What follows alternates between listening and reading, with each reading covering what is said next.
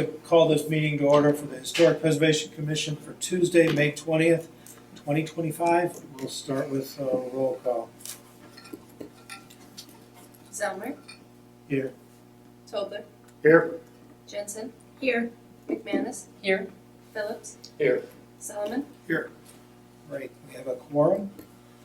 Okay, the next item on our agenda is approval of meeting minutes from April 15th, 2025. Can I get a motion to approve the meeting minutes? Motion to approve as written. Second. All in favor, or call the roll? Zelmer, Aye. Tobler, Aye. Jensen, Aye. McManus, Aye. Phillips, Aye. Solomon. Aye. Motion carries. Next, we have review of building permit applications. The first one is going to be 413 South River Lane. Jesse, you take it away. Okay, hello everyone. So I'm the assistant planner and I'm just going to give a brief overview of each case and then the applicants can take it away. So this is 413 South River Lane. We did see them last month, so this is just a continuation of that. They have provided a bit more information though. So I'll skip past the stuff we talked about last time. They have provided a Pella in-kind replacement, wood, primed aluminum finish, double hung, 6 panes per sash. Some of the information wasn't specifically provided, but Pella, they assured me it was their in-kind replacement. So some information there.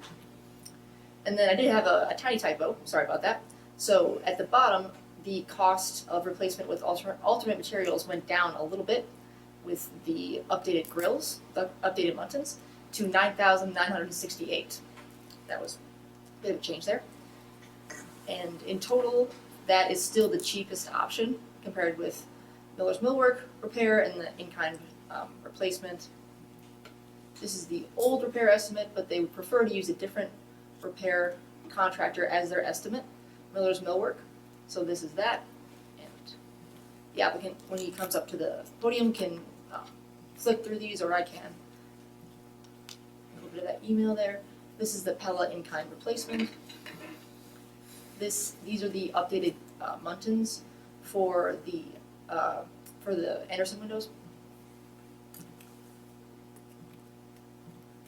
And then it just goes back to the pictures of the damage, if anyone is interested. So, sir?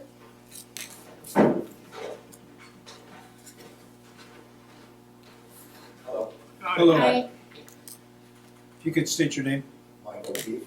Thank you. Good afternoon. So we were here last month. I took your guys' advice. I called that man from Miller, Mike Miller. He did come out. He did assess everything and did it. It was quite expensive, as you can see. He also informed me, and you can look at this online, I said, what is the standard for a wood window? Like an historical, like, it was well maintained, 30 to 50 years. Mine were not well maintained, and they're 94 years old. And everybody keeps asking me to put Band-Aids on these things, and I can't. They're not, it's not a good product. Doesn't keep the sunlight out of my house, doesn't keep snow out of my house, insects out of my house. I talked to Pella, kind of third parties, because you said you had Pella at your house, that was almost twice the price of what I was getting with my Andersons.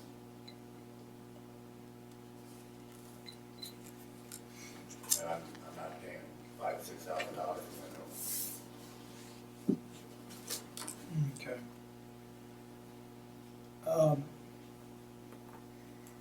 I guess we all kind of know the history of this from last month. So I guess the one thing that I was going to do was just go through that the Geneva Historic Preservation Policy for window repair or replacement request, and thoroughly assess the condition of the window and sash and frame. Repair first, assuming windows are original or historic. If evaluation of the assessment determines that repair is not feasible, replacement should be of detailed proportions, operation, and function, and styling that are consistent with the original and historic windows. replacement windows material shall either be replicate historic materials, metal or wood, or be fabricated of a contemporary alternate material, aluminum-clad wood windows.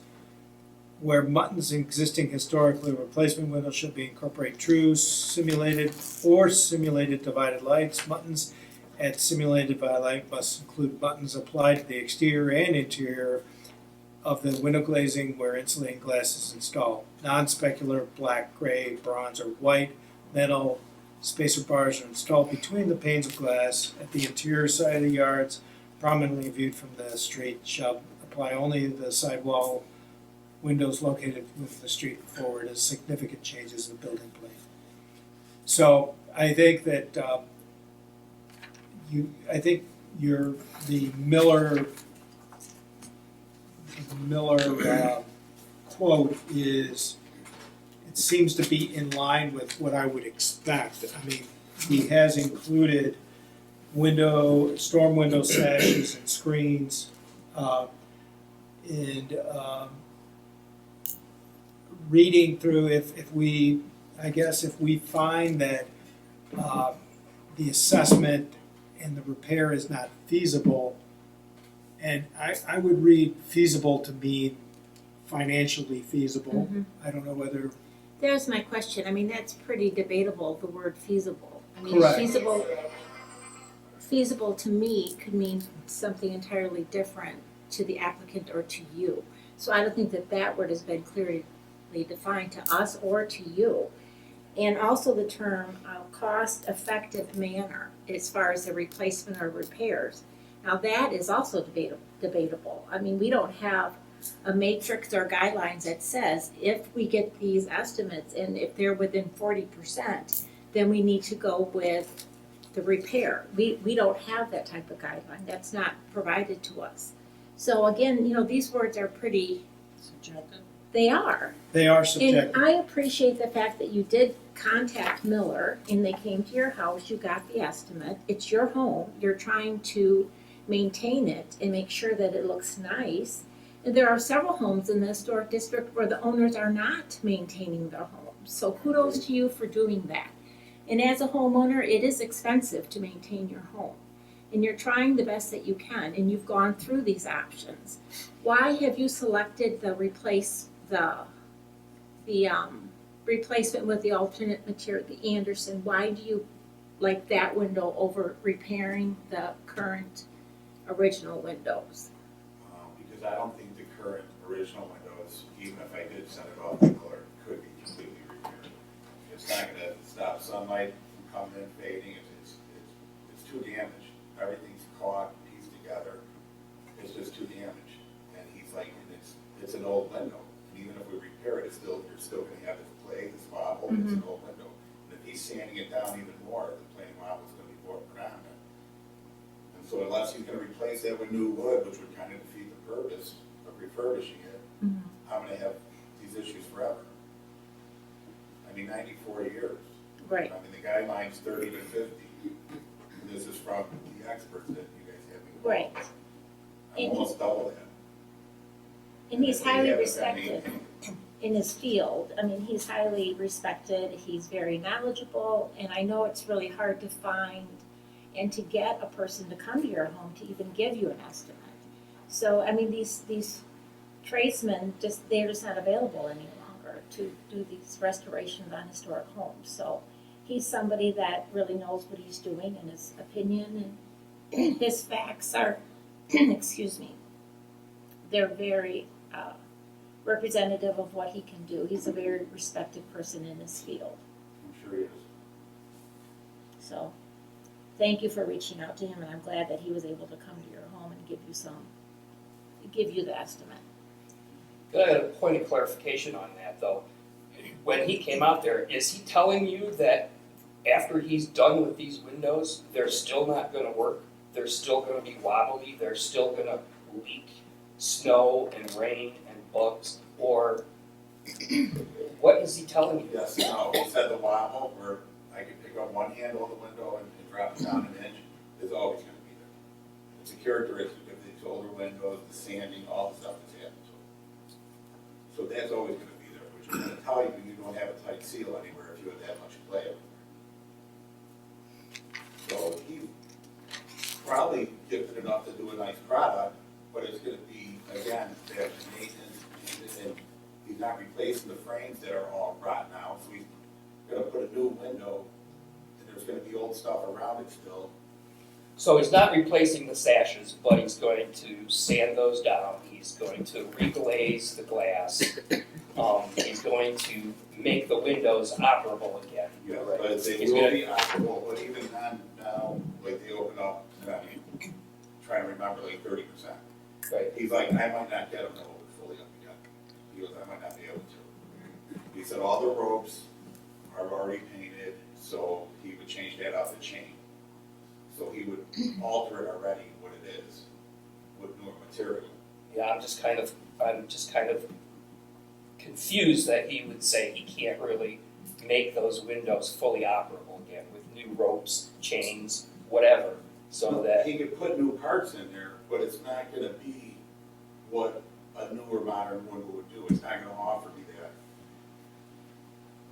I could still have traps, I could still have insect hit, like, it's not a newer technique window. yeah, I find that hard to believe. I personally just, you know, What's harder to believe? that, The single That- pane glass I have, you think stronger than two-ply no, glass? but I mean, when he repairs a storm window and you use that during the winter in front of your single pane glass, then you've essentially got double pane glass there. I know there's no like, you know, argon gas in between those panes of glass, but that's the They purpose sit on of the stone. storms. They sit on stone, so he's not cutting the base of that window out to fit the stone. It's in a sash or something, isn't it? Right, but it's all stone in there. I'm telling you, it's funky how they did it. It's not a good product, and that's why people were constantly putting caulk and stuff in the base of it to fill these little gaps up. Sure, but it lasted 90 years. Well, people dealt with it for 90 years. So It didn't I last guess for what 90 you're years. saying then is you don't wanna have to deal with a historic window. I mean, that's kind of the sense that I'm getting from you. That you Well, want a I- window that you can put in and not have to worry about. I don't wanna deal with my heating rates going higher because I got wind blowing constantly in there. I don't wanna deal with insects putting plastic up. I'd like it a little more maintenance free. I'm working on the rest of the old house and taking care of it and maintaining it. They're double the age. Yeah. So But- can I just, I guess you could, Go ahead. do you I have just wanna something? jump in here real quick and just talk, I'm just reading the proposal while you guys are talking and just looking at a couple things is all of these existing storms and screens and hardware are going to be replaced in this process. They're going to install the new glaze and storm and sash, and when they go in for the installation, they're gonna do an assessment of those pulleys and ropes. And it says here the product replaces pulleys and ropes with a counterbalance not requiring hidden weights, blah, blah, blah. It says if existing sash weights cannot be accessed via pocket access panel or minor trim removal, replacement with spring-loaded pulleys suggested. So they're offering ways of getting these windows to operate. And they're also not just, replacing and pulling out and scraping and sanding. They're replacing glass if it's needed. There's a lot of steps happening here that are going to ensure that they're not just putting in some inoperable window that just looks better. I think that they're replacing a lot of the things that, have gotten old over age too. So by the time that you go replace the glazing that's been damaged, you replace the surroundings and the sash that's been damaged, you replace the screens and the storm windows and all these things, you're going to have a nice new assembly, including, and they're listing some other things in here, talking about caulking and painting and ensuring proper operation of the sash and the openings. I think that this is a reasonable solution if we decide, outside of budgets right now, but just the proposal doesn't sound like a poor solution. It sounds, Well, he did say he won't guarantee they'll open all the way up. He told me that flat out on the first one before he even looked at the other three. So he told me that. He's putting all this new material into it. So. Yeah, I with the mean, it's intention like of I'm trying to, retaining you guys are a. pushing me for to keep it original, and I'm. Well, I think we're I'm just clarifying the proposal. we're discussing the proposal. I mean, I think it's appropriate to include the cost of the storm sash and the screen sash, because that would make it an apples to apples comparison from the repaired window to either the Fibrex window or the Pella window. Both of those, that would be an apples to apples comparison. Without that, so that does push the price of the repair considerably over the existing or the replacement cost. And I guess that comes down to like how we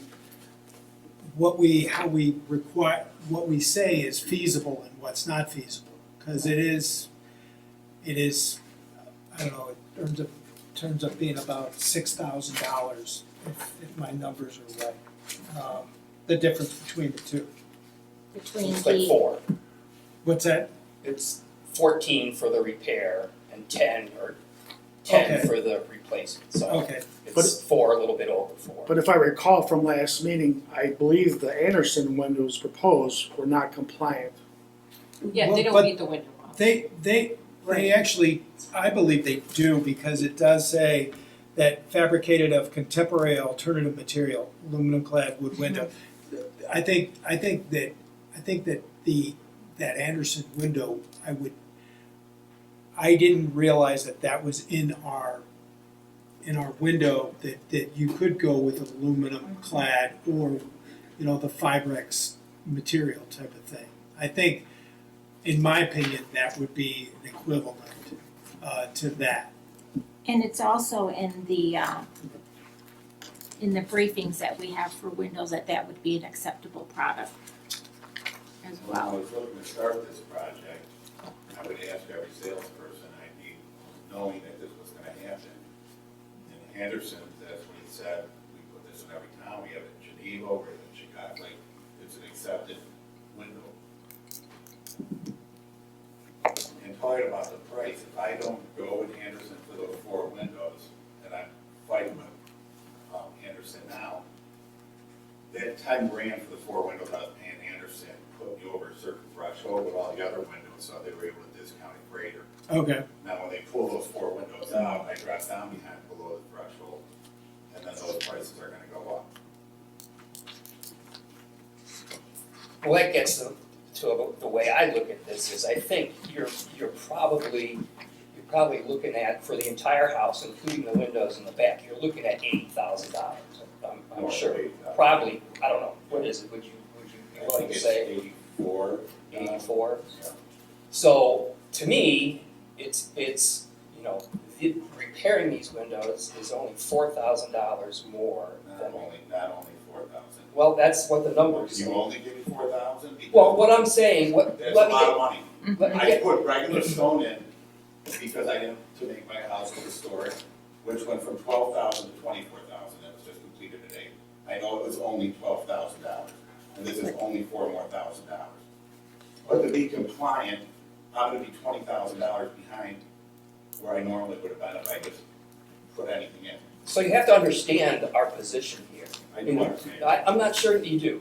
Well, I think what we want to look at, is what the policy says, and whether we think that feasible, not feasible means, does he have to pay another $4,000 for something that and seriously, because I think that's where it is. I'm with you on that, Paul. And I I'm think totally with that you on that's where that lands. Right. And I don't think that's I don't think, we I don't think, have the tools to make that decision to say that $4,000 is nothing and he should pay it. I guess we- I But then we understand, get to the point where the only way we get to preserve a window is if it costs less than a replacement. And that's not gonna happen probably. Well, but So we Well, are not able to I'm meet not our saying- mandate I'm for not saying- preservation. I'm not saying that I'm looking at not feasible.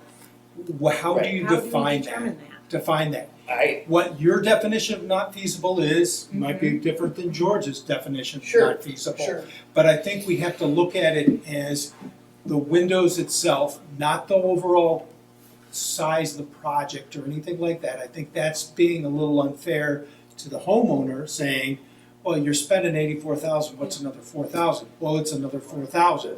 but it's like 4 or 5% of the total project, But so. you can't look at, in my opinion, you can't look at that. Now, that might be something that you could look at to say, okay, is it feasible to spend another percentage more Okay, well, on the total of a project? But you could logically look at it and say, okay, I'm gonna spend either 9,000 or 14,000 on this thing, and decide. Those two, that you could look at it either way, and I think either way is a valid way to look at it. is there any amount of money that you would pay to preserve those windows? I'm tapped What out, would- I'm tapped out, I have so much money going out right now. Well, I guess the question is My when brother's already done. when would you consider it feasible to fix the windows? I Ever? wouldn't. You wouldn't. I Well, wouldn't I mean, because- That I probably, mean, I know you that guys haven't been there and the pictures probably don't I- do justice, but I talked to your experts.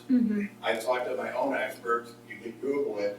If everybody in the world says they should last 50 years if they're well maintained, and we all agree mine were not well maintained, and we're at 94 years, like at Okay. some point you gotta cut your losses on. well, I understand that, but I guess, So part of the argument, if I may, is that even with window repair, the windows won't be operable. or won't be completely out. Completely operable. I mean, that's another concept to consider here is the fact that we're spending money to repair something and to make it, I mean, you live in the house, you're not living in a museum. It'd be nice if you could open a window and have it be open.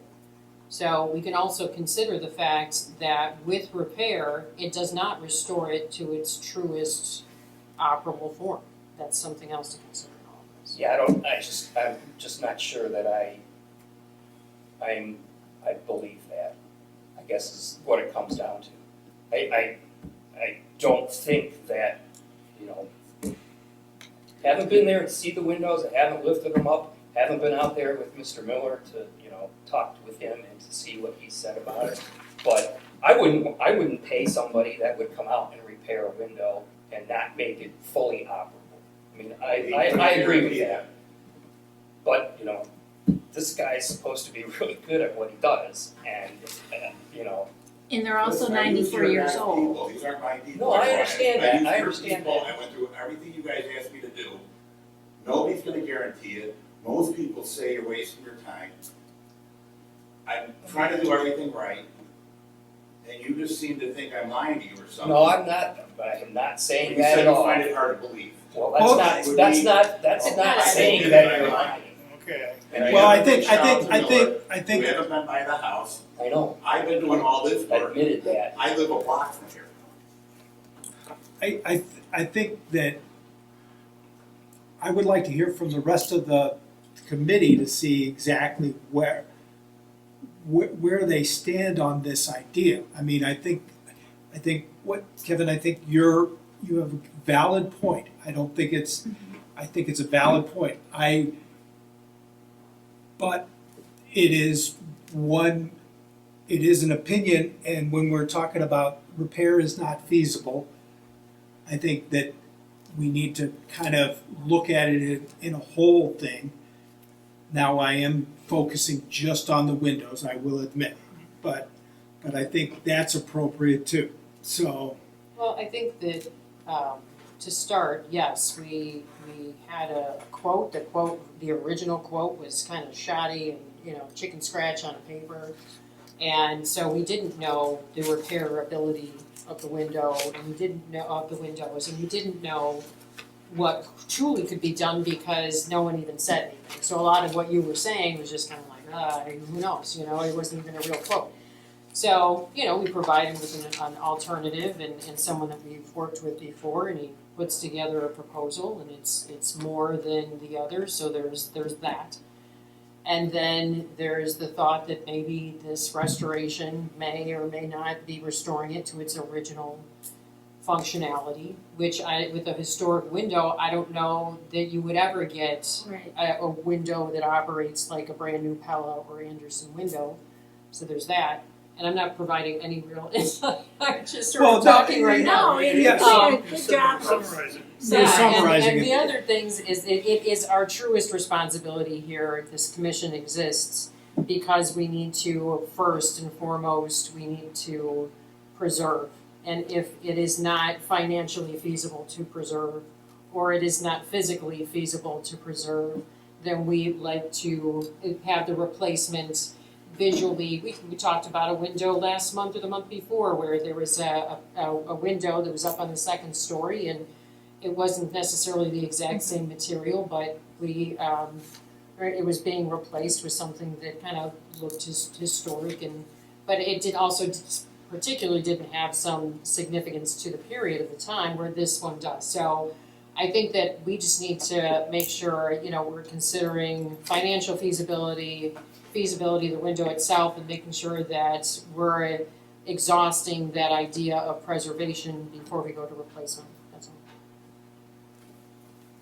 I have a question about the windows that are being proposed now. Like, you originally came in and it just had a spacer or a mutton on the inside of the two panes of glass, right? And we asked for the fully divided, the mutton inside, outside, and the spacer in between. But I noticed that window, the fully divided window, is now cheaper than the other one. Do you know why that is? Because it seems to me that it's a more complex window. You said it's an inferior product. There's words to me where it's an inferior product.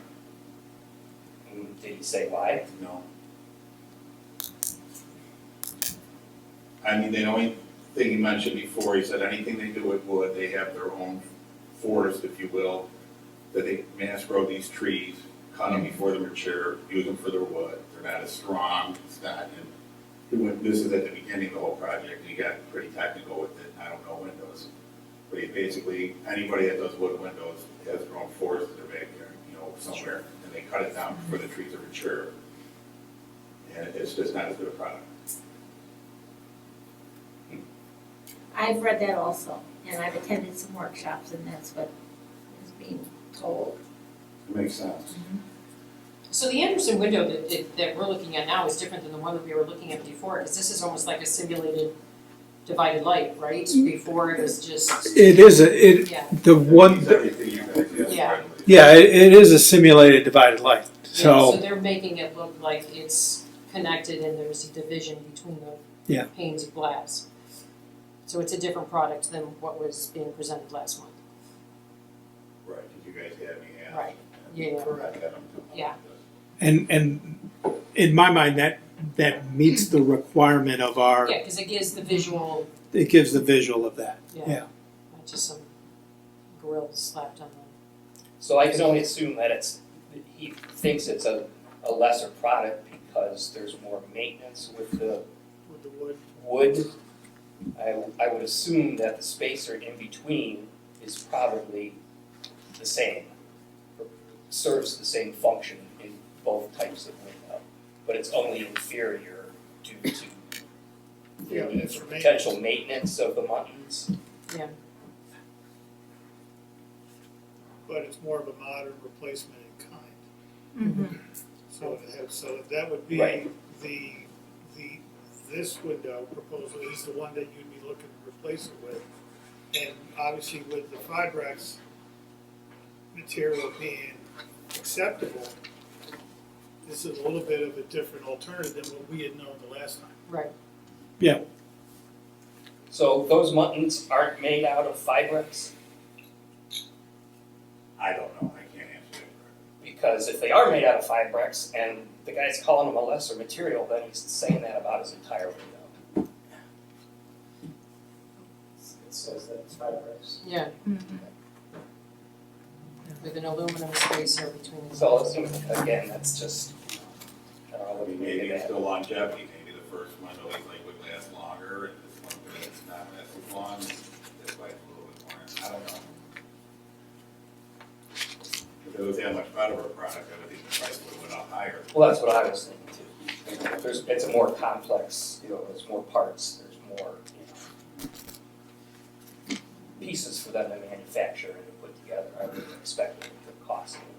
Right. And then the Pella windows were like 18, Mm-hmm. so those are a little. Yeah, those are much more expensive. Yeah. Did I have also noticed that Mr. Miller was charging more to, for example, repair a storm window than to replace a storm window. Do you have any thoughts on that? Well, the storm windows and the screens I have now are not original to the home. And it's just, your everyday carpenter was making it for the homeowners at the time, and they were just painting and putting them up. So, they're junk. So, he wasn't gonna waste his time with that. I mean, I think he's too professional for that. But you got two different prices though. You got a price for broken storm and replacing a storm. They're two different prices. One's He told me- $1,260, the other is $1,050. He told me he was replacing it. Yeah, it says in the It's- proposal that he's replacing them. Mm-hmm. But its costs don't reflect that. I think the costs are the different sizes of window. Yeah, and he's just identifying them by window and breaking out the costs on that last page. Yeah, if you look at page It should- 11 of 40, It's the size, that's the difference. I would imagine. They are different sizes, they're all not identical. Yeah, so he just had each window double hung, each window sash, each window screen. Mm-hmm. I have a question for either Jess or David. Last time we met, the reuse grant program was discussed and how that is going to go into implementation next year, I believe. Now, is that, if that grant were already in place, is that something that the applicant could apply for this project?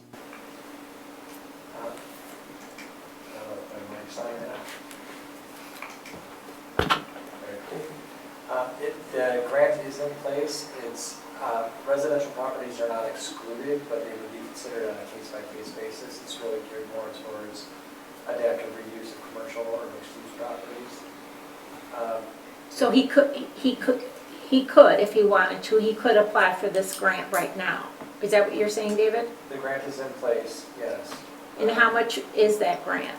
There's $40,000 budgeted for this fiscal year. How much of it has been used? None. What is the application process for that? Is that something that would be, is it, We're just starting to roll that out. We'll be getting that online shortly, but we don't have that established yet. It was just approved about 2 weeks ago.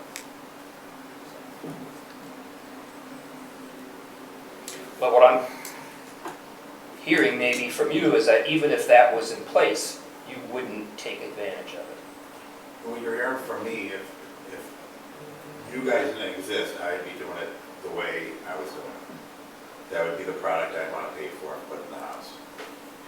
And I feel comfortable with the house still looking almost identical to how it looks now. And everything else, the stone on the house and everything else is going to be maintained. It's just one less thing. I mean, you can't keep up with this house. I can't keep painting windows and frames. It'd make it a lot easier to maintain the rest of this stuff, and this stuff's so old. Nobody wants to work with it. I've already spent, this has been going on for 3 months. Yeah, I mean, unfortunately, some of that is the burden or the price of living in the historic district in a historic home. And I agree with it. That's why I did the walkways with natural stone, and I didn't do bricks like a lot of everybody else did, man-made things. And I pay double to keep that look. And I've been maintaining the rest of my house to keep that look. So I have no problem going above and beyond to stay historic. But I just feel like at some point you gotta cut your losses, like the damage is done.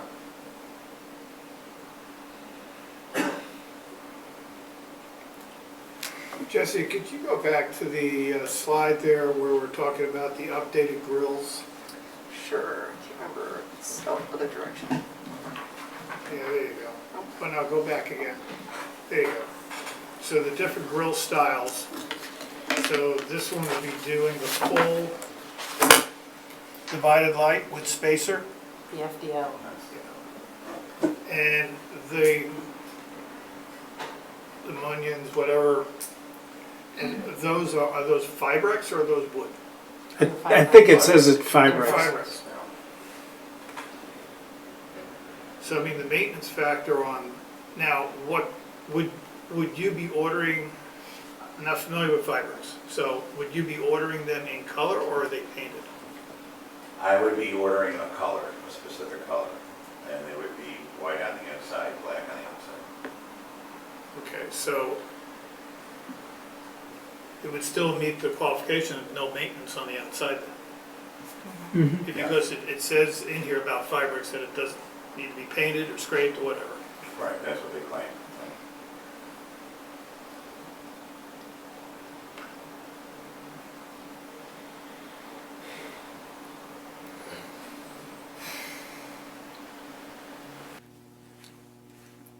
I think, do you have any, I'm just trying to play this out in my head, just thinking about it, because obviously the pillow windows are out based on cost. yeah, Get that? Yeah. The repair, it looks like it's about 4K more than the proposed Anderson windows. And I guess my question still is that Anderson model, is that approved to be put in? I believe, reading through the window policy that we have today, I would say it is approved. Which we didn't know the last time. We did not know last time. We didn't have that in front of us. There was also a different window that was being presented as well, so. it was- Yeah, I mean, it would have been, we would have required this fully divided light grill. But just thinking about this more and kind of, what Kevin's saying, it's tough. I'm a homeowner too. I get it. But to have someone come in here and say it's $1 more than what they want, does that mean we just automatically revert back? And I know we've been talking about this throughout, but that's kind of where I'm Well, I guess, stuck at a little. I guess that's where do you draw the line of feasibility? Right. And How do you, you- 4K more, I know you guys keep saying it's 4K more. My initial window that I brought in, I already was buying the most expensive window because I wanted it to meet what I thought at the time the right requirements. So I was already paying a lot more than I wanted to pay for a window on the first window I brought in. And now this is 4K more above that, so it's not just 4K that we're throwing around here. I mean, all these numbers are adding up, they add up quickly. Well, it is, right? It's almost 5,000. yeah, So I mean, that's what the data is saying right here. and I guess it's how you define feasibility, economic feasible, I mean, Because I worry about, I don't want to set precedents that you be say that it's going to be, like I said, $1 more, and then we just. well, I don't think it is $1 more. That's Well, that's the first thing. It's like it isn't just $1 more. It's 4,000. It's over. $4,426. Okay, it's over $1,000 a window. For the most expensive window I can find. But the most, it's over 40%. it's over the cost of either repairing or one that meets the requirements of for a replacement. So it's over $1,000 a window. Now, I don't know whether that, in my mind, that's probably economically, that probably tips it over to feasibility. I mean, that's what we have to look at, and the fact that I would imagine that Mike Miller would definitely do his best to get it to work, but I would think that it's not gonna work the same as what a brand new window works. So, but Because it it's is as close to apples in my mind of, at least you have the screens and the storms and stuff like that included. We're not just taking out the window itself and saying, oh, the window's only 1750, 1705, yeah. So, So the someone would be better off having someone come out and just give me a bid on the cheapest window you can put in here, and then come here, and then that 4,000 would be $24,000. I'm not sure you're gonna get much less than what Oh, that, I go to Home Depot and get a window for $200. you can go to Home Depot and get a, It'll be junk. it won't meet the requirements of what we have here. Yeah, Right, I we wouldn't understand even that. be considering it. We wouldn't even talk about it because Right, it, so you guys would send me to get it refurbished, and I would come back and be like, well, this window was 1,000, and now they want 6,000. Well, no, because we still gotta approve the window that's gotta be replaced with, and that's gotta be certain standards, which is where the Fibrex material is a standard of window that we would accept as replacement. You just can't go get some piece of crap window. you can't go to Menards for 150, or, Because the Get a vinyl the window first and window was slap that. Fibrex, all Fibrex. but it didn't have simulated divided lights, and we You're right. and we didn't have, we also, we did look, there were a couple of problems with the last time. One, we weren't real warm and fuzzy about the window repair cost that you had. We didn't think that it was, we didn't know whether it was up or down. It didn't seem like it was a tight number. Then also the window didn't meet our requirements because of the simulated divided lights. I thought at that time that we wanted wood for wood, but the window policy clearly states that you can use Fibrex or aluminum clad wood window. So, And we were unsure of whether or not lead was gonna be an issue. correct. So it kind of like, that's where we got to this point. And so now we're struggling with feasibility and how we define that. But I still struggle with that in the fact that even if repair was $500 more than replacement, you don't wanna do that. You wouldn't wanna do that. What's irrelevant, what I wanna do, right?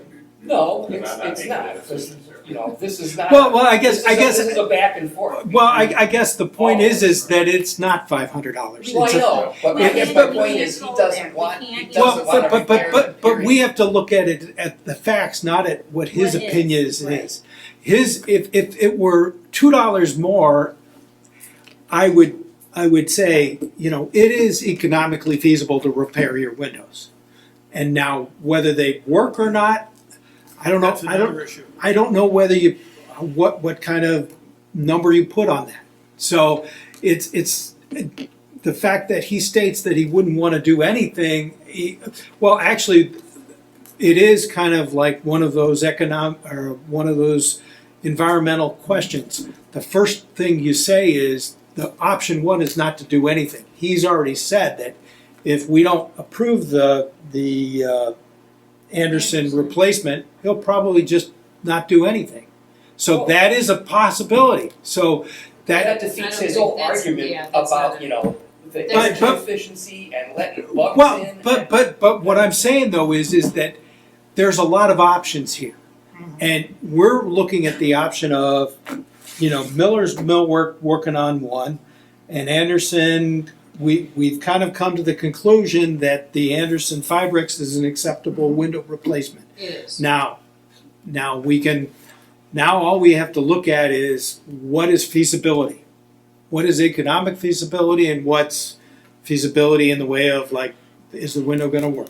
Well, and here's the thing, so I think it probably boils down to economic feasibility because in any situation here in the historic district, somebody is repairing a historic window and they know it is not gonna operate Like a new one. Pella window that they bought, that has a warranty on it and was manufactured in 2025. Those are facts. Yeah. So that's not, That's not cannot be really, part of the conversation. I mean, I don't know if the National Park Service would agree with that. But otherwise, why are they all like insistent on, But also in the NPS, in their guidelines and in their briefs, they do use the word feasibility and they do use the words cost-effective manner. We're not the National Park Service. So, I mean, I look at the two things. I look at the cost factor, and I also look at the utilization. Because I understand, I mean, if you can only use 80% of the window functionality, that is a cost that you're giving up. So it's not just $4,000, it's not just $1,000 a window. The utilization factor, how do you figure that one out? Okay, maybe 80% or 20% of the cost of the window is another cost factor that has to be given up. So it's not $1,000 a window. Maybe. Okay, there is no mathematical formula for that. We're just kind of flying by the seat of our pants. But I think that is a cost factor that maybe cannot be quantified. correct, but it is a factor. And we're using a product that we do approve. We also, gonna have a image in kind as to what's on there. I think you can feel where I'm going. And also in the packet, it does state through the staff write-up, it says, though the applicants would ultimately like to replace their windows with Andersen windows, if a repair contractor must be chosen, Miller's millwork is the applicant's preference. So they're saying that if we go that route, they would go with Miller's, but they would prefer to have Anderson's. So he's not up there saying he's not gonna do anything. He's willing to do this, but his preference would be Andersen, and it goes right back down to that word feasibility. Mhm. How do we make that judgment? How do we make that call? And I think it's up to each one of the commissioners to make that call for themselves. I mean, I don't know whether we're gonna come to a consensus on that. No, and I don't know if we, I don't think we have to. No. I That- don't think that- so either. that- I don't think we have to vote as A block. It doesn't have to be unanimous. Yeah, that's right. Right, right. So, would you like to try to put something together? Well, I mean, I think my concept is gonna be fairly easy. Okay, Is that,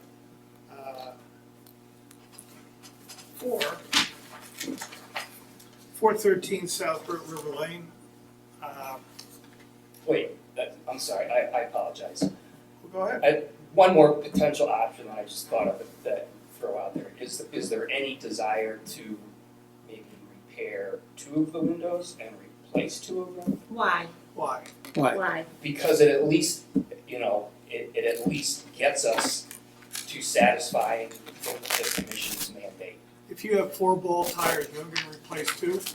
I've done that, yes. Well, that was an economic feasible thing. It's not Hopefully it's possible. just a In my younger Not years, one. yes, I have done that. Well, But It's not the right one. on my BMW, when my tire needed to be replaced, I had to replace all 4.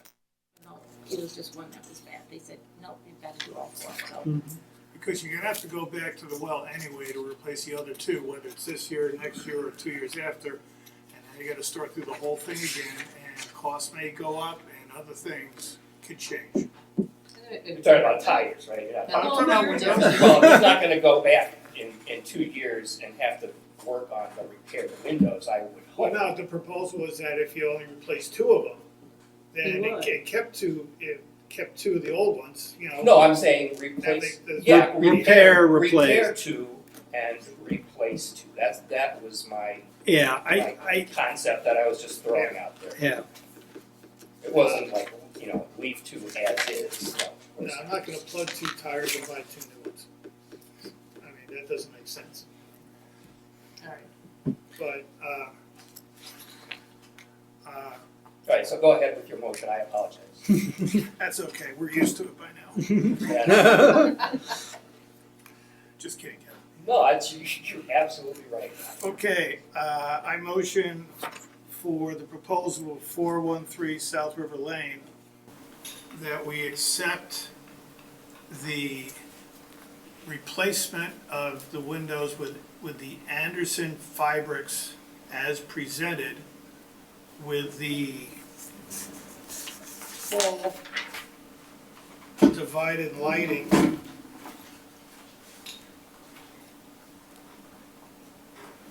grills in colors commensurate to the existing windows inside and out. I'll second that. Second. Call the roll. Zelmer, Aye. Tobler, Aye. Jensen, Aye. McManus, Aye. Phillips, Nay. Solomon. Aye, Motion passed. rock on. Okay, great. I Okay. will write the approval letter tomorrow and then send it off to the building department for you. Thank you again for all your help that you've done. Sure thing, yep. I thank everybody. Thank you. Have a good night. Okay, our next item is 310 South 4th Street. It is a concept plan. Is, So we're not voting on anything. We just make recommendations. so, sir, if you wouldn't mind, it's really quick. I'm just gonna give a quick history here. Yeah. Okay, so there's property right there. It's not an extensive history that's recorded with us. So it was constructed by the Wilson brothers in 1915. It was occupied by City Attorney Leonard C. Mead and his wife Lucy from 1915 to 1921, and then a new garage was built in 1946. That garage was eventually torn down, and then a new garage was put in its place in 2014. So this is just, the permit history. Most of it is inside, or it's site-related, fence replacement, pavers, hardscape, driveway, plumbing, electrical, things like that. As far as the front stoop goes, I looked in the Sanborn maps we have. In 1923, there's no front stoop. There is a back porch, and then by 1930, that back porch seems to have been enclosed and incorporated, and then there is a front stoop, although it's unclear to me if the existing front stoop is historic, if that's the same one, is what I mean. This is what we have so far for the pictures. And this is the applicant's proposed, it's like a concept review for, it's like an AI image of it, what they might want to do. Here's some damage from when a large tree fell on it.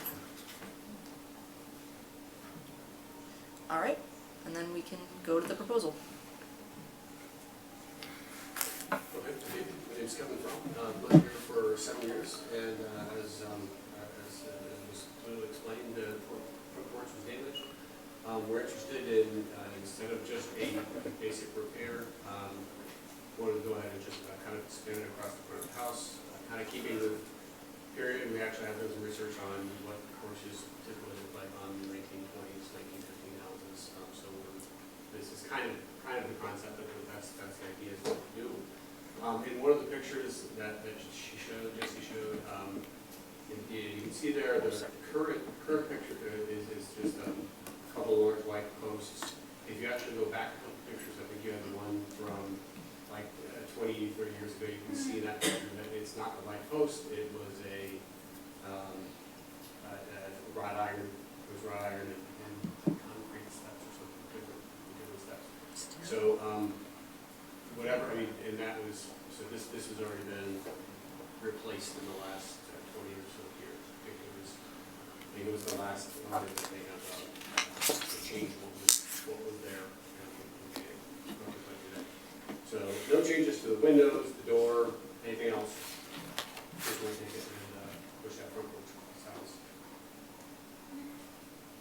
the house. Yeah, the only question I had was, it looks like the AI generated decided to change your windows in the front. and the door, and the side lights, and, A couple of ways to try and get AI to not do that. yeah. But no, so no changes to the windows. Okay. The actual face of the house. No changes to the door.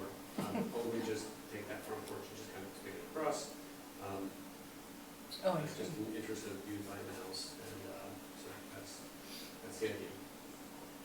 So you have no idea when that porch was, we think it was done between 1915 and 1930. But we don't know whether that was even the porch. It did have a roof because it says it has a dot or something, you know, a non-combustible roof and 1 story tall. I'm personally not sure. I really know the process with, I guess if they could have incorporated the wrought iron into those posts. Yeah. Or if it was totally taken off, new thing put on. I'm not sure. That's why I said that, because I don't know. Okay. So the wrought iron was completely taken off and that was put on. That's a cylinder, solid, it's not exactly fiberglass or concrete, it's composite of some sort. So, it's basically just it's a solid, so it's not like that was put around the post with the iron ring. And the wrought iron, there was a wrought iron, in the picture you can see the wrought iron there, it's really hard to see, but they did come down the steps, so they had the handrail down the steps. But the roof there that's probably original. And it's actually, it's not, it doesn't look. Well, like from the pictures of 30s, house. from the 30s. Possibly, and I don't know if that one picture that showed the addition was from the 30s or 40s. I thought I'm not sure exactly when that showed that modification to add that. But we don't plan on changing that actual shape and everything. We want to keep that exactly as it is, and I'd like to literally just tie into it and do it across. It's the same carries the slope as the upper roof. Everything, kind of keep it looking as is. Let's just go ahead and bring it across, put a couple additional balusters, and then. So I see on the AI rendering that the transom basically, I mean, you filled in the roof there. It's just, we would Right, okay, that's, I mean, I I think that's important I like it because, because it's got a skylight. right, Yeah. So the far right is where the transom Yeah. is. And the AI kind of, I mean, again, it's kind of, well, so we are talking with a couple contractors. If this is approved, we'll go ahead and we'll have drawings actually done up. If those drawings approved, if they're approved, and the intent, and again, this is the way it kind of changed it a little bit. So there's not really any room to the right to actually put anything off to the right like you see in the picture. Right. It's just going to go Exactly. to the left. Yep. And we probably balance it like right about where that is, but it's going to go.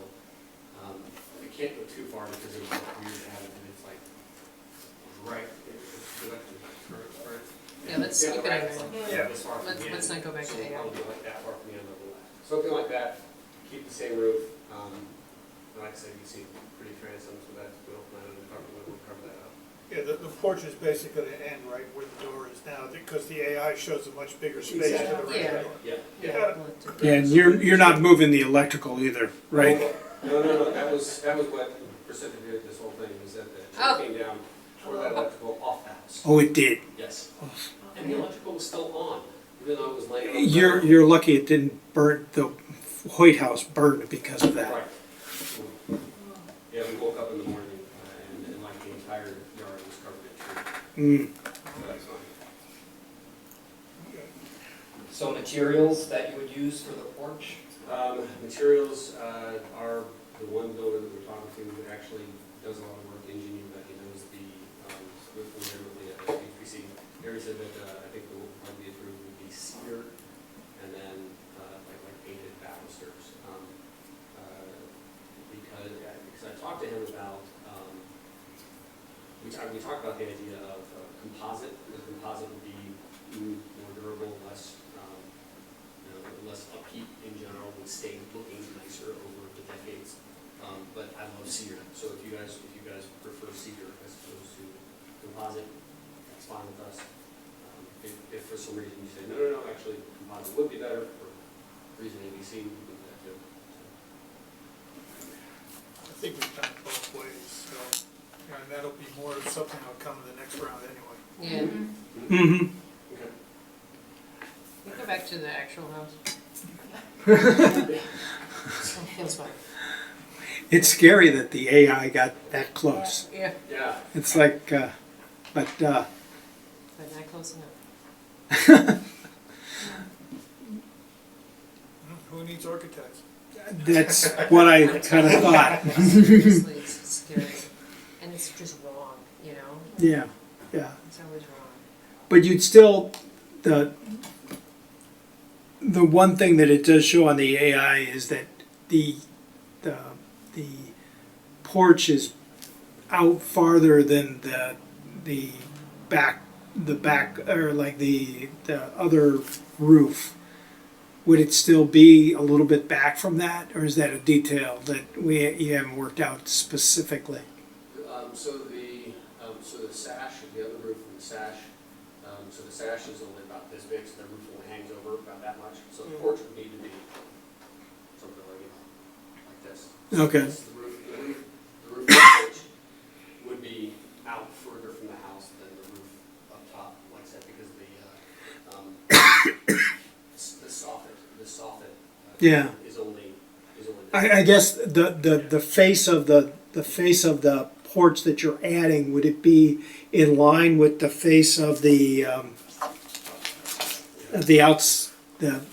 Yes. existing? That's the idea. Excuse me. About like that. I think one of our priorities is always to make sure that we can still see The some original. of the original features with the addition of things, so that, you know, we still can remember what things looked like. So if there was some sort of distinction between, you know, that overhang and then what was happening with the new roof line, that would be nice to see, just to distinguish the way that the AI generated it, you know. Yeah. Yeah. I don't know how deep all of that is coming out. Yeah, and I'm wondering whether it's even a valid porch at that point. Yeah. Could you go backwards to the original showing of the side of the front porch, the stoop? This guy or no? The showing the damage and everything right Oh, now. the damage. Mm-hmm. Bingo, okay. I see your point. It may not be possible to have that porch be Yeah, it is built quite, and- it is Yeah. quite short. I think it's about 4 feet. Yeah, that's what that looks like. But this porch isn't historic anyway. Right. Right, you can tell. The roof, I would say, is. I would think the roof might be. I mean, well, Maybe. it came between 1910, True, yeah, you're right. 1915 and 1930, which is right in the Right in the areas of the- our area of significance. So where the posts or the pillars connect to the roof, there's kind of a detail there where the board comes out beyond the soffit. Is that something that will be retained? I'd like for it to, I like that look. Yeah. I don't think that's original to the house because the wrought iron that they had on there, the wrought iron probably been on since the 50s or something like that, because that was very, very trendy back then. But I want it to look like this, except literally have a roof that goes across and gives us enough space to put a couple chairs. Is the porch going to be deeper than what we see there? I think you said, I don't know the exact details yet because I haven't had it officially quoted and designed, but my guess would be that it would probably need to be like maybe a foot deeper. Yeah. Because in that case, we could take the A-frame, bring that out. pull that out. Again, have it proud of the rest of the roof. So it kind of stands out as the feature on the house. I just think it'll be important to maintain visibility from the sidewalk of that transom. Yep, and that's 100% what, yeah, so I mean, and that's exactly what I want to do. I want to maintain that look and that appearance. And then you have the porch. Have that house for it. Yeah, it looks like you're gonna probably come out another step almost, Yeah. or maybe the second step there, and then, Yeah. but they could scab onto that and get that to work, I would think. Yeah, just so you can put a swing out there, right? Are you gonna Yeah, put a or swing out s- there? That's what I I would do. don't know if we'll do a swing or not. My wife just wants a couple of chairs and a little table so we can sit out there and Mhm. We need a porch enjoy swing. the Does, right now, it looks like the proposal, which is somewhat, This is just high level proposal. what- yeah, but the idea would be to do some sort of wood or even composite Yeah, deck, not stone or anything like that. Yeah, right, Okay. right. I don't think stone would look right, and I don't think that would be a good fit for the period. no. I think we, The shows a different door, is, are you? No change to the door, no change to the windows. Yeah, it's all right. Only add a roof, a couple of posts, still want very good visibility to the house, and, it's a cute little house, we love it, so, Mhm. yeah. I get it. Yep. Cool. Looks nice. What, so I guess what I'm hearing from the commission is that as long as you kind of try to differentiate between the Yep. the existing, The old and the new. the old and the new, and try to work as much as you can. I'm not, I kind of agree, I'm not sure that is the original porch. I would imagine it looks like it's part of that's the original. I would think that was the original door, though, yeah. so, It is the original. yeah, Especially so. the, It's old and it does not work very well, and it's drafty, and I'll be back next year. That's an expensive one. I did a door Yeah. just recently, so And he it's got not, approved, he got approved. I did get it approved, and I wasn't in the room when I got approved. Yeah, that's right. kick him out. What kind of siding do you, and not that this is relevant to your case, I but what think kind it's just a little, of aluminum? yeah. We're kind of hoping the tree wouldn't damage enough that we could have one of those too. Yeah. So, I guess, do you have any other questions for us? I'll go back, I'll work with the guys, the contractor to go ahead and put together a design, and, we would have to bring in, formal design, get that approved. So the design is gonna be no change to the windows, no change to the door transom.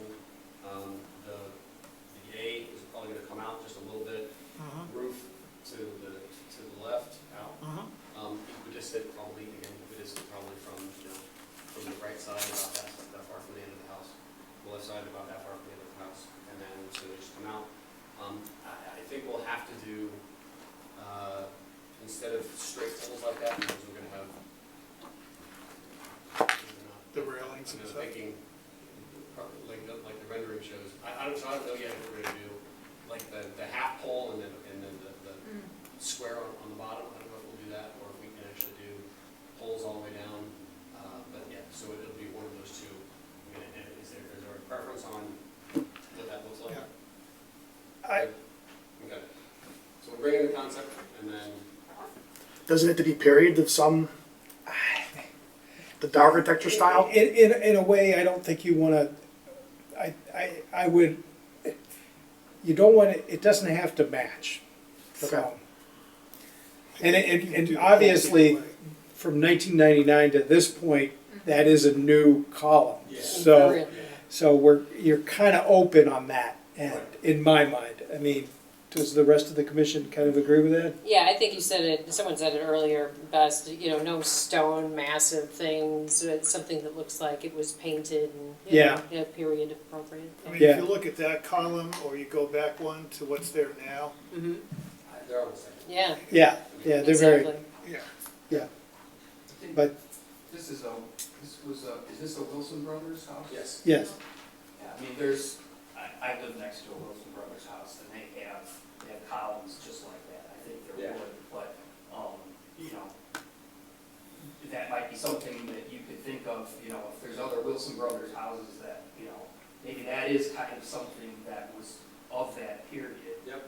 You don't want to get it to look, craftsman type Right. Yeah, housing, don't do the Oh, the yeah. canted ones. Yeah, and even if you go back to the AI rendering, to me, the box underneath the column, Yep. is starting to look a little bit like that. I mean, that's not too, too much like that, but, you know, maybe get a couple of different looks and see which one. Something like this, something with just the straight column, see which ones work better. Okay. Yeah. You're working with an architect that knows Geneva, you mentioned. Yes. Okay, Yeah, and so they the probably. Contractor does, I certainly can. Mhm. Are there any other names you guys would recommend in terms of contractors I should probably talk to, or? Yeah, I was just gonna say. David keeps us in line. Yes. You can look at our website. He can give you recommendations. Yes. Okay. Well, if that's, if you got what that, I would, Could I ask a clarifying question? sure. Maybe it's the wrong time, but, so if he is going to have the new porch, at least the proposed new porch, out like a foot more than the current, is it a gable, is that what it's called? Yeah. And then you'd have to extend that gable forward. Yes. Would it be amenable to you guys that he have the, what you guys might consider the original material going forward, and new material on the back, or new material? Yeah, they're gonna have to play around with that a little bit. It doesn't really It'll be like a wait matter and to you see. guys? Yeah. Well, you gotta see what happens, see what condition it's in. Yeah. And I don't think that's all that new material. I think that's relatively new material on there. I think, That portion is in actually pretty good shape. So the aluminum siding has been on there a long time. A lot of little things, nicks on it. The gable is actually in pretty good shape. yeah, So I think it is, you know, it's newer. peel it off. I think a lot of that will come out in the design. Yeah, I think it will. Yeah. And again, I'm agreeable to make it look, have it come forward foot, but like, have it look exactly like it is, and tell me through what it Mhm. on the other end, so, what it's saying. Well, hopefully we'll see you our next meeting. Yeah, hopefully, yeah, I'm gonna go, so we get approval, and you'll send me an email or something probably. Yeah. And then, Yeah. And then we'll go ahead and we'll get the Yeah. plans drawn up. This is just kind of giving you our feedback more than anything else. It's not really an approval per se. It's not approval to actually start the construction work, but it's basically, I wanna get the concept approved. Correct. It's direction. It's direction. It's. Yeah. Yeah. No, we're good. Thank you. Very nice. Thank you. Okay, the next item is 501 Hamilton Street. It's a window replacement. Again, Ready? ready? I don't know if you guys remember this case, Yes. 2 months ago, so shouldn't need too much preface. It's kind of just Oh, yeah. incorporating four Donaldsburg windows that was not in the previous application. Matthew Mayer, 501 Hamilton Street. So we began construction and recognized that 4 of the first floor windows that were intended to be retained are not original. So when we were putting in the window order, I reached out to the state and they said that's fine, go ahead and replace these windows because they're not original. And just following up with you guys to make sure that you would approve of the same thing, and we can go ahead and replace these 4 windows on the first floor. Is there another photo that shows There should be the inside. I don't the have a inside? letter. You don't have the inside ones? Oh, yeah, I do. It might be in the letter to do. There you go. So there you can see that it's pretty obvious that it's all new pine framed in and replaced windows there, but.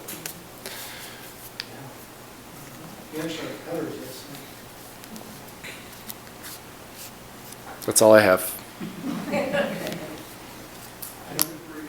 If we could get a motion to approve? Motion to approve the 501 Hamilton Street window replacement as presented. Second. Zeller, Aye. Tobin, Aye. Jensen. Aye. McManus. Aye. Phillips. Aye. Sullivan. Motion passes. Thank you very much. Thank you all. Have a good night. Good night.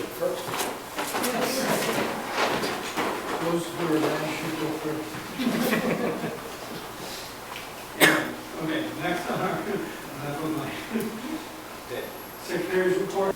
Okay. Secretary's report? Yep, okay, so we have the, sorry. Mr. Chair, please turn yours on. Just you.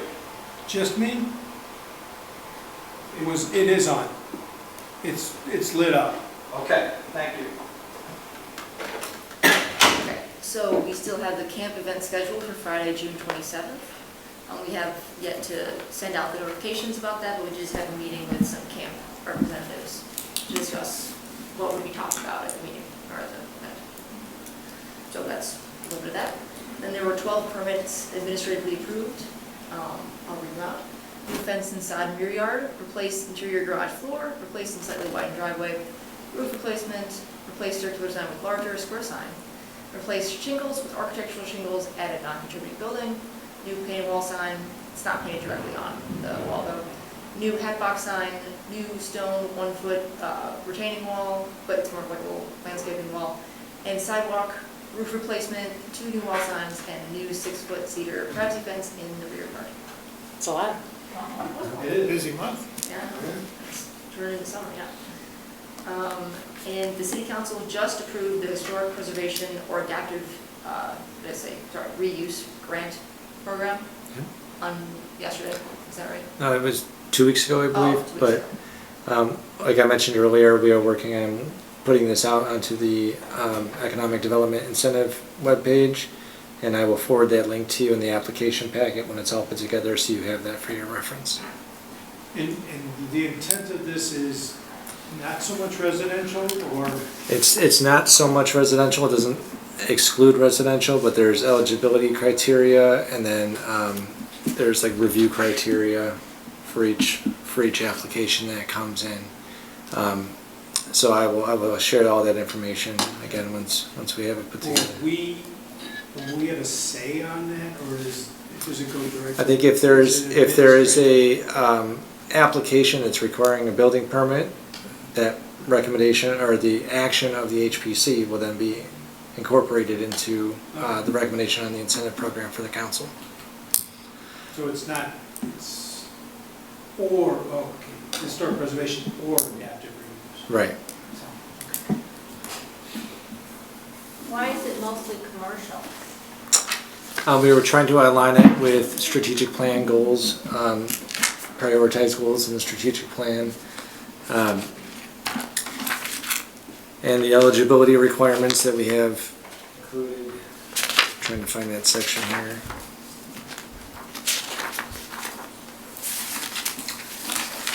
So review criteria would be location within a high traffic, high visibility area or business corridor, improvements to the overall appearance of the site, quality of design, contribution to historic preservation, renovation, and restoration, impact on the economic vitality of the city, ability to serve as a catalyst development, redevelopment, creation or enhancement for an existing destination business, job creation, retention, conformance and furtherance of goals embodied in the city's adopted plans.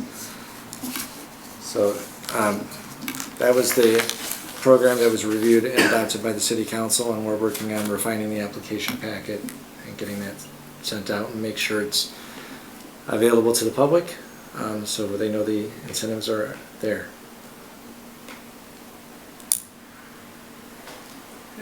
So if you have a chance, make some recommendations for one that will be residential use. Right. Again, it doesn't exclude residential. I know it doesn't but yes. exclude, but Right. I think essentially it'd be a tough nut to get through and use some of that money at this point in time. Well, I think the new planner will have that on their minds as they're working through some of these new projects and, make sure that they're applying early.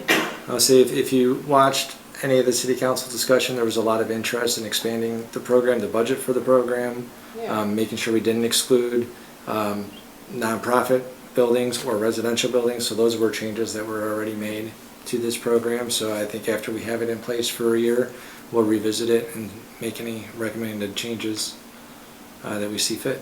Yeah. So something like, if it were to go for non-profits, then the Geneva History Museum would be able to apply for this.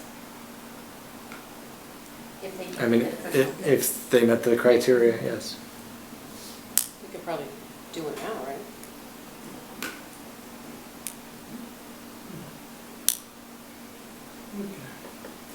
Is that it for the secretary's report? We've got one more. New preservation planner starts. Yep, so she'll be here at the next meeting. I'm not necessarily, I don't know if we're gonna throw her in to run it unless she's really ambitious, you know. She might be, but yeah, she'll definitely be here, so. Great. Jesse, you miss coming to these meetings, I would think. I know, I can still come, I still work here. Yeah, just come and hang out if you want. Jesse mentioned we had a pretty good conversation with NAPSI the other morning regarding the upcoming camp event and kind of the topics we want to focus on. And really what we stressed was the conversation we had tonight. You know, what is reasonable for an applicant to request from an applicant to submit for consideration? What is that feasibility? How do you define that? Is it just economic feasibility? Do you draw a line at a certain point? And then what are appropriate replacement materials? I mean, the things we wrestle with the most, windows, sidings, things of that nature. It was no surprise to them, of course, that those are the topics we want to discuss. But I'm hoping that we have a good conversation. We invite our neighboring communities, get perspectives from other towns too on how they handle it. Would they have ideas on residential grant programs and how those might be structured? They might, but we were allowed 2 topics, Okay. so those. You picked the 2 best. We picked the ones we're wrestling with the most. Yeah. Any update on the blacksmith shop?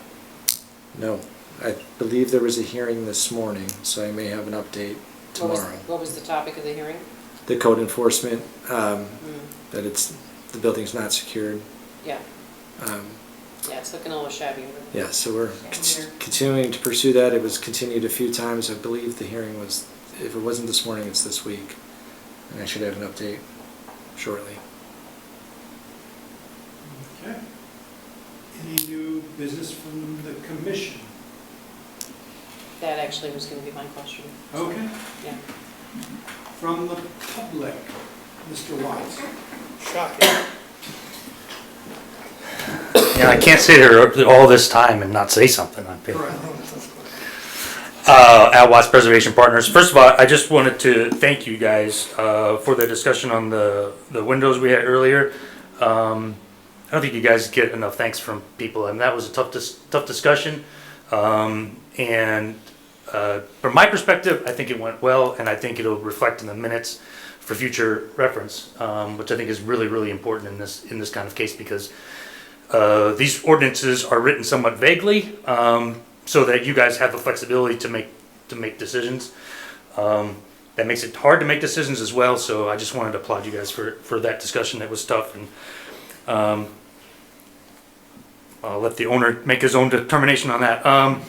The other thing I just wanted to update you on is, actually, first of all, you were asking Kevin about residential grant programs. And both Batavia and St. Charles have one. Batavia rarely is used. There's hardly any residential in the Batavia Historic District, but St. Charles's does get used fairly well. You can go online and see the ordinance, but I believe, if my memory serves, the limit for residential is $5,000. It's a matching grant, and whereas commercial is 10, 20, or 30,000 matching depending upon the age of the structure and other things. But it has been very beneficial. For example, if this particular case, if there was the same grant, you could have applied for up to a $5,000 matching grant. That may have made a difference between repair and replace. Maybe, in his case, probably not. But in other cases, it may make a difference. St. Charles does it pretty effectively, so it's something you can look at.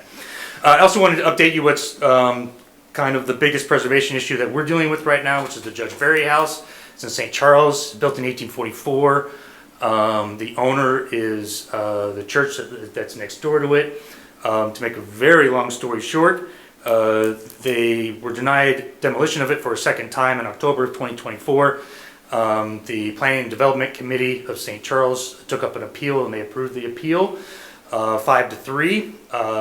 Then yesterday we went to City Council, And in between the two meetings, a lot of discussion is happening, which is fantastic. A lot of community members getting involved, our organization getting involved, lots of talks and conversations with older people and others. Long story short is that an offer was made on the house that the church is going to consider.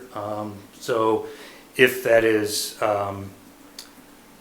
accepted, then Offer of the house will sale? be saved. Yeah, a sale of the house to a private party, which is very exciting. The one thing that there's many sticking points, but the biggest thing that the church is concerned about was their parking situation. Eliminating the house was going to give them, they felt, up to 20 parking spaces. The city has agreed to consider constructing about an additional 9 parking spaces on 3rd Avenue.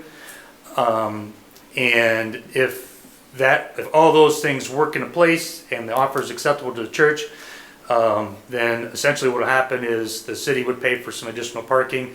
The church would sell the property to a different party who would then rehabilitate the house for some kind of adaptive reuse. So the short term, the council, instead of making a vote, they extended for 60 days, essentially a tabling of the demolition vote, and so that the parties can all work a solution here. And we're reasonably confident that a solution is going to get made, and this very historic property will be preserved in some form. So just wanted to let you guys be up to date on what's going to happen with that. It's neighboring community, so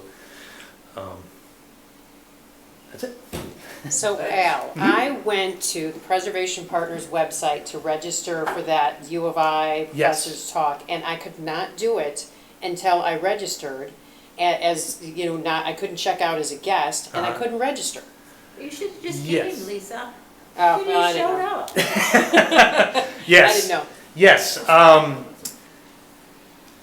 That is a software issue that we had some problems with. There's a Yeah. couple of reasons we tried to solve, but yeah, we're aware of that, so I apologize for that. And then I didn't have time to really follow up with it, and then Yeah. there you go, and the day came and went. But Yeah, I mean, we only did that because we were hoping that we would have a full house, and we ended up and you know me, you could get in anyway, so it's fine. You guys would get preferential treatment. If there was 100 people and all of you showed up, I let you in. You can put that on the record. It is. I am biased. I do have one question. Yes, Paul. When it was there, she spoke about having her students do projects. Yes. And I'm wondering whether the house what's the one in the A Mazda White House? Mazda White House? Mm-hmm. Is that under our jurisdiction? Yes. Yes and no. Paul. Yes and no. Yes. Okay. It is in No the city limits shade. of Geneva. It is owned by King County. But it is not a landmark, right? Not currently, Right. no. Yeah. Okay. But if you wanted to landmark it, it could be landmarked through there's a process, but yes, There's it a could be process landmarked in through Geneva. the county, or But it would be through the city of Geneva, probably? Right, it would require the county as the owner to be, sorry. It would require the county, the owner of the property, or somebody else to file an application for the commission to consider and recommend it to city council. There's not a way for us to recommend that. You would be making a recommendation on the nomination, so you should not be the nominating. I think our ordinance also would require, if the HPC wanted to initiate the application, that first has to get that authorization from the city council. The only reason, I thought it might be a clever way to get some U of I students to write the application. Mm-hmm. No, that's true, because they have to be a Geneva resident, I believe, to file a landmark application, correct? They So don't have to be maybe the U of owner, but they do have to be I Geneva architecture. resident, I right? think so. Okay, but that doesn't mean that I could find a Geneva resident that would be helping Yeah. them do that. Yes, yes. I don't mean to Good put you in a idea, tough Paul. spot there. That was just my thought. Yeah, well, and I'm glad you brought that up, because one of the things that I did with this professor was I took her on a 3-hour tour of the Fox Valley. So, and she made it. so we didn't get it See you lost. since. I know. We didn't end up on the lagoon. No. I took her to some places though, man. I was quite impressed with myself. I think we saw like 9 properties in 3 hours, and it was pretty good. And the Massa White House was one of the ones that we went by, and she took a lot of pictures of all of them and that kind of thing. So yes, we are hopeful that we'll be able to possibly get her students to help with some things here in the Fox Valley. But that was kind of the point of. We kind of did a trade-off. She did a speech for us for free, and I gave her a whirlwind tour of what preservation looks like in this part of the state. Nice. Great. So And I know from talking with her, she was quite impressed with the blacksmith shop. yes, we spent a lot of time over Very there. hopeful that'll remain. Exactly. Yes, she had a lot to say about it, but I'll leave it at that. Yes. Okay, Yeah, that's all I have. great. Thank you so much. Thank you for bringing her here. Yeah, thanks for coming. Also. Yes. Next time, just call me. Or I'll just show up. Oh, just show up. That's even better. With that, can I get a motion to adjourn? Second. All in favor? Uh, Aye. Any opposed? Bye.